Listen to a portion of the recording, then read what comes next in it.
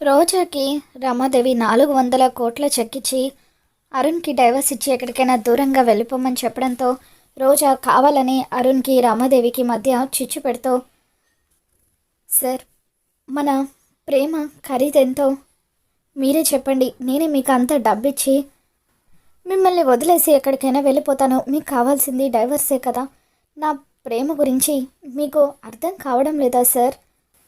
మన పెళ్ళికున్న వాల్యూ ఇంతేనా? నేను మిమ్మల్ని పెళ్లి చేసుకుంది డబ్బు కోసమా? నేను ఎక్కడ తన స్థానంలోకి వస్తానోనని అత్తయ్య గారు నన్ను ఇంట్లో నుండి మీ నుండి దూరంగా వెళ్ళిపోమ్మని అంటున్నారు. ఇది న్యాయమా సార్ అని చెప్పి రోజా కన్నీళ్లు పెట్టుకుంటూ అరుణ్కి రమాదేవి గురించి చెప్పడంతో ఇక అప్పుడు అరుణ్ రమాదేవి మీద మండిపడుతూ, మామ్, అసలు నీ ప్రాబ్లం ఏంటి మామ్? ఎందుకు నన్ను రోజాని విడదీయాలని చూస్తున్నావు? చిన్నప్పటి నుండి నేను నీకు ఇష్టం వచ్చినట్టుగానే ఉన్నాను. నాకు నచ్చిన పని నేను ఏదైనా చేశానంటే అది కేవలం రోజాని పెళ్లి చేసుకోవడం మాత్రమే. అంత మాత్రానికి నువ్వెందుకు రోజాని సాధించాలనుకుంటున్నావో?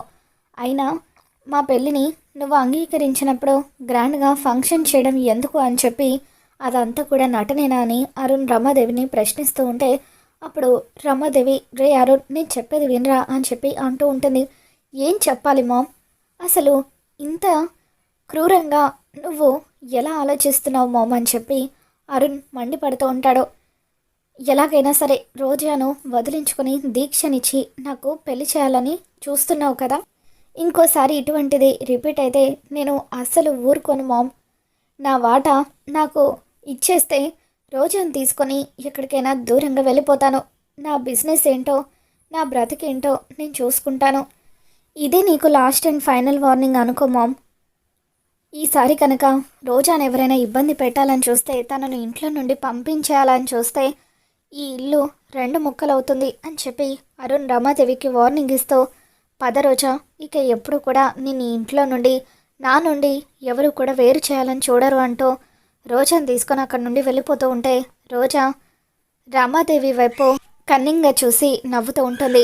చూసావా చెల్లెమ్మ, ఆ రోజా మామూలుది కాదు, ఎంతో తెలివిగా చెక్ తీసుకొని సైలెంట్గా ఉన్నట్టుగానే నటిస్తూ అరుణ్ బాబుకి నీకు మధ్య ఎలా గొడవ పెట్టిందో అని చెప్పి జగదీష్ అంటూ ఉంటాడు. అవును అన్నయ్య, ఈ రోజా నేను అనుకున్నంత అమాయకురాలేమీ కాదు. ఇది మామూలుది కాదు. నా కొడుక్కి నాకే గొడవలు పెడుతుంది. ఇక మీదట దీంతో మనం జాగ్రత్తగా ఉండాలి. దీన్ని ఎలా దెబ్బ కొట్టాలో అలాగే కొట్టాలి అని చెప్పి రమాదేవి జగదీష్తో అంటూ ఉంటుంది. అవునత్తయ్య, ఈ రోజా మామూలు ముదురు కాదు. బావని తన చెప్పు చేతల్లో పెట్టుకుంది. చిన్నప్పటి నుండి నీ మాటే విన్న బావ ఇప్పుడు అది రాగానే అది చెప్పినట్టుగా ఆడుతున్నాడు అని చెప్పి దీక్ష రమాదేవితో అంటూ ఉంటుంది. మరోవైపు నిషా ఏడుస్తున్నట్టుగా నటిస్తూ రమాదేవి దగ్గరికి వస్తూ ఉంటుంది. ఇక దాంతో రమాదేవి, ఏమైంది నిషా, ఎందుకలా ఏడుస్తున్నావని చెప్పి అంటూ ఉంటే, ఎన్నోసార్లు ఆ చామంతిని ఇంట్లో నుండి పంపించేయమని మీతో నేను చెప్పాను కదా అత్తయ్య, కానీ మీరు నా మాట వినలేదు. ఆ చామంతి ఎంత పని చేసిందో చూడండి.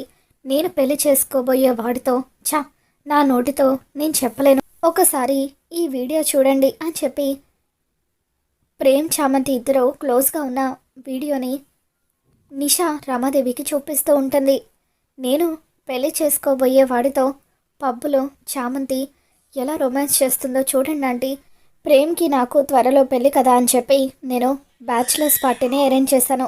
ఆ బ్యాచిలర్స్ పార్టీకి ప్రేమ్ ఆ చామంతిని కూడా వెంటేసుకొని వచ్చాడు. మా ఇద్దరికి పెళ్ళని తెలిసినా కూడా అది ప్రేమ్తో ఎలా బరి తెగించిందో చూడండి అని చెప్పి నిషా బాధపడుతూ ఉంటే, బాధపడకు నిషా, ఈరోజు ఆ చామంతికి ఎలా బుద్ధి చెప్పాలో అలాగే బుద్ధి చెప్తాను. ఏం జరిగినా సరే నువ్వే నా కోడలు అని చెప్పి రమాదేవి అంటూ ఉంటే అప్పుడు దీక్ష, ఈ చామంతి కావాలని ఇన్ని రోజులు బావ చుట్టూ తిరుగుతూ బావని వల్ల వేసుకోవాలని చూసింది.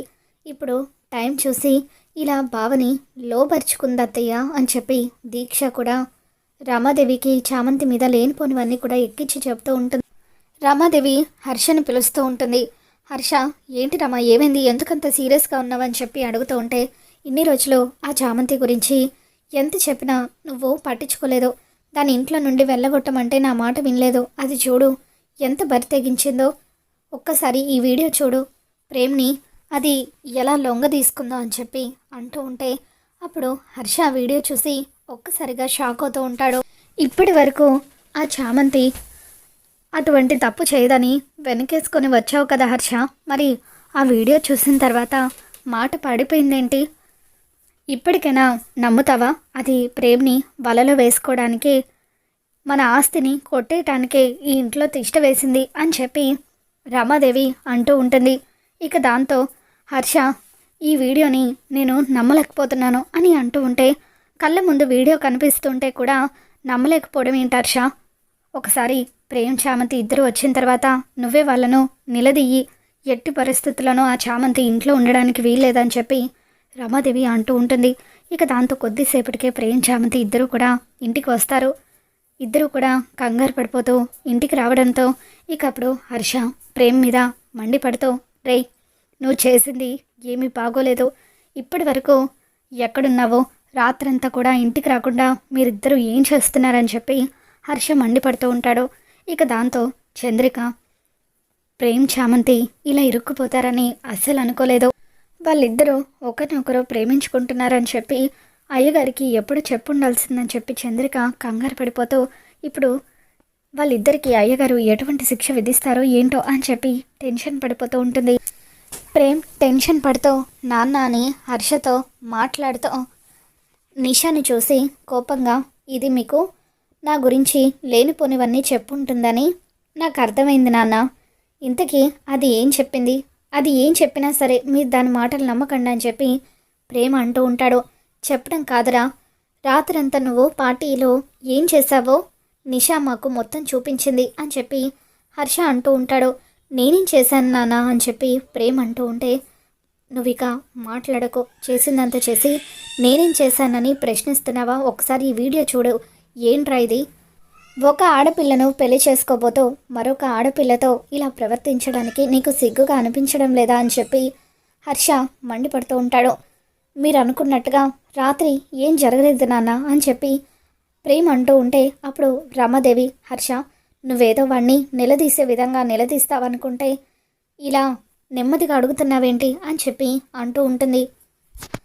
అయినా నువ్వు అనాల్సింది వాణ్ణి కాదో, ఇదిగో బరి తెగించింది కాకుండా ఇక్కడ నిలబడి చూస్తుంది కదా, అసలు దీన్ని అనాలి. సిగ్గు లేకుండా వాళ్ళంతా బ్యాచులర్స్ పార్టీ చేసుకుంటూ ఉంటే ఇదెందుకు అక్కడికి వెళ్ళింది? చూడు హర్ష, ఎప్పుడు మామూలుగా లంగా ఉని వేసుకొని నీ ముందు అమాయకంగా నటిస్తూ ఉండేది, ఇప్పుడు మాత్రం ప్రేమ్ని వలలో వేసుకోవడానికి ఇలా ఎర్రగా బుర్రగా రెడీ అయ్యి ఎలా వెళ్ళిందో చూడు అని చెప్పి అంటూ ఉంటే, అప్పుడు చామంతి, అమ్మగారు మీరు నన్ను తప్పుగా అర్థం చేసుకుంటున్నారు, నాకు ఈ డ్రెస్ చిన్నబాబు ఇస్తేనే వేసుకున్నాను అని చెప్పి చామంతి అంటూ ఉంటుంది. అవునమ్మా, చామంతికి నేనే తను పార్టీలో చిన్న చూపుగా ఉండకూడదని చెప్పి ఆ డ్రెస్ కొనిచ్చాను అని చెప్పి అంటూ ఉంటే, నువ్వు నోరు మీరా, ఆఫ్టర్ ఆల్ ఒక పని మనిషికి నువ్వు డ్రెస్ ఇవ్వడం ఏంటి? అసలు ఏం జరుగుతుంది మీ ఇద్దరి మధ్య అని చెప్పి రమాదేవి నిలదీస్తూ ఉంటుంది. ఇక దాంతో ప్రేమ్, నాన్న ఇక్కడి వరకు వచ్చింది కాబట్టి చెప్తున్నాను, నేను చామంతిని ప్రేమిస్తున్నాను, ఎప్పటి నుండో తనంటే నాకు ఇష్టం, నిషా అంటే నాకు ఏమాత్రం ఇష్టం లేదు, తనని నేను పెళ్లి చేసుకోలేను అని చెప్పి అంటూ ఉంటాడు. ఇక దాంతో రమాదేవి, నోరు ముయిరా, పని మనిషితో నీకు ప్రేమేంటి?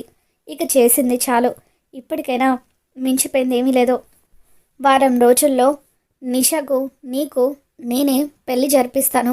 ఇప్పటికే మీ ఇద్దరి పెళ్ళి వాయిదా వేసి అనవసరంగా నేను తప్పు చేశాను.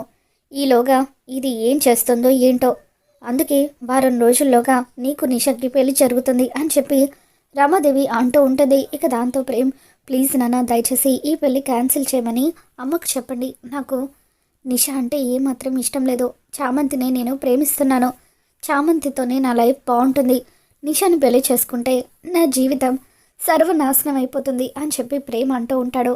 వాడు అలాగే మాట్లాడతాడు. హర్ష, ముందు ఆ చామంతిని ఇంట్లో నుండి బయటకు గెంటేసే, అప్పుడు అన్ని సమస్యలకు పరిష్కారం దొరుకుతుందని చెప్పి రామాదేవి అంటూ ఉంటుంది.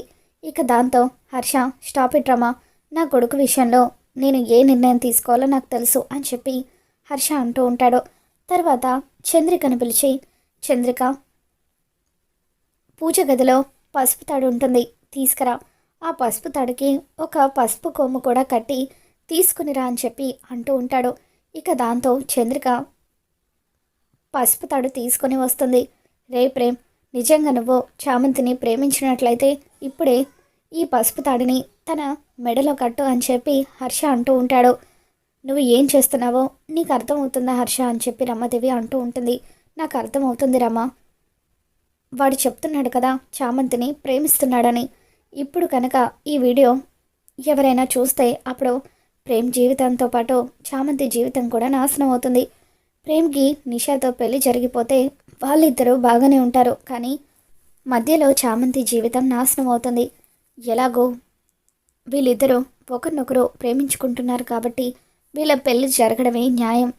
ఈ విషయంలో ఎవరు కూడా నాకు అడ్డుపడద్దు, నేను ఆల్రెడీ నిర్ణయం తీసేసుకున్నాను అని చెప్పి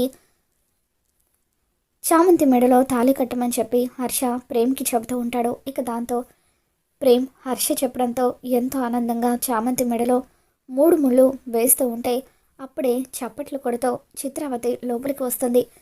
చాలా మంచి పని చేశావు హర్ష, చామంతి లాంటి మంచి అమ్మాయి ప్రేమ్కి భార్యగా ఈ ఇంటి కోడలుగా రావడం మీ అదృష్టం అని చెప్పి చిత్రావతి అనడంతో ఇకప్పుడు చిత్రావతి మాటలు విని రమాదేవి ఒక్కసారిగా షాక్ అవుతూ ఉంటుంది. ఏంటమ్మా ఏం మాట్లాడుతున్నారు మీరు?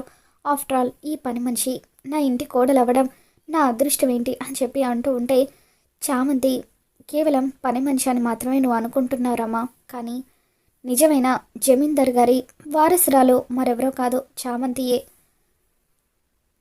కొన్ని వేల కోట్ల ఆస్తులు తన సొంతం అని చెప్పి చిత్రావతి రమాదేవికి ఊహించని షాక్ ఇస్తూ ఉంటుంది. మరి రాబోతున్న ఎపిసోడ్లో ఏం జరగబోతుందో మళ్ళీ మన ఛానల్లో తెలుసుకుందాం. ఈ వీడియో మీకు నచ్చినట్లయితే తప్పకుండా లైక్ చేయండి.